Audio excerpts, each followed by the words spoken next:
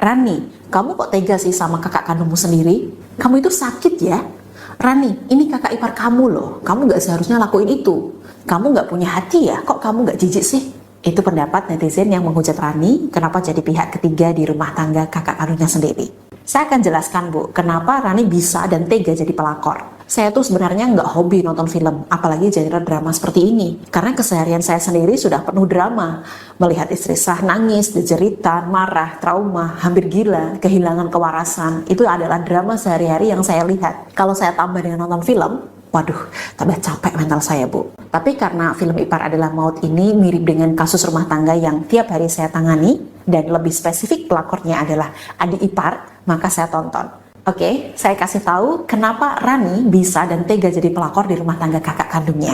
Kita bahas dari sudut pandang psikologis. Rani punya luka batin inner child. Inner child adalah sifat kekanak-kanakan pada sosok dewasa. Inner child tiap orang berbeda, tergantung dari bagaimana seseorang itu menjalani masa kecilnya. Umumnya, kita semua punya inner child yang kita bawa hingga dewasa, baik itu pengalaman pahit maupun manis. Nah, pengalaman pahit yang kita alami waktu kecil, lalu kita bawa hingga dewasa, kita sebut sebagai luka inner child. Lalu, apa luka inner child Rani sang pelakor? Abandonment wound atau luka ditinggalkan dan diabaikan oleh orang-orang yang dia sayangi. Seperti adanya perceraian, kematian, ditelantarkan orang tuanya karena sibuk kerja atau kewalahan punya banyak anak.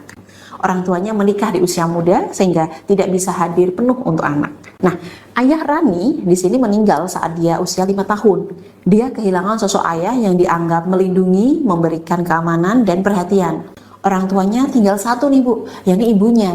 Tapi di sini ibunya mungkin kewalahan karena janda dan mengurus 2 anak. Kemudian dikisahkan dalam film bahwa sang ibu lebih sering memuji kakak kandung Rani, yakni Nisa, sebagai anak mandiri, cerdas, ranking 1, pintar ngurus rumah, lebih cantik dan sebagainya. Bahkan lingkungan terdekat Rani, seperti keluarga besar dan tetangga, selalu membanding-bandingkan Rani dengan Nisa. Kenapa kamu gak sepintar dan serajin kakakmu? Dan sebagainya. Semua kondisi ini membuat Rani memiliki luka ditinggalkan dan diabaikan, sehingga mental dia rapuh Bu. Dia takut sendirian, mudah merasa sedih dan sensitif dengan kepergian orang lain. Luka ditinggalkan dan diabaikan juga membuat Rani gak masalah kalau dia terjebak dalam hubungan toksik, yang penting aku gak sendirian. Nah, kemudian datang Aris, kakak iparnya yang sering ngajak dia ngobrol, ketawa, ngasih perhatian, tumpangan. Rani merasa Aris ini melindungi, memberi keamanan dan perhatian. Jadi meskipun Aris adalah kakak iparnya dan menjadikan Rani hanya sebagai pemuas syahwatnya, maka gak masalah, yang penting aku gak sendiri. Seperti itu, kata jiwa kanak-kanak Rani. Bagi Rani, lebih baik aku terluka, merugi, berada dalam hubungan toksik daripada aku sendirian.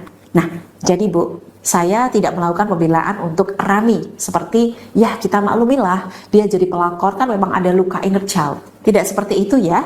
Saya ingin jelaskan sebab kenapa seseorang bisa berperilaku demikian. Jadi, apapun luka inner child yang kita miliki, bukan berarti kita punya hak melukai orang lain untuk memuaskan jiwa kanak-kanak kita.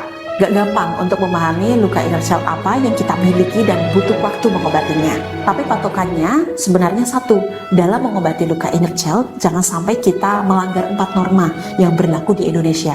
Norma agama, kesusilaan, kesopanan, dan hukum.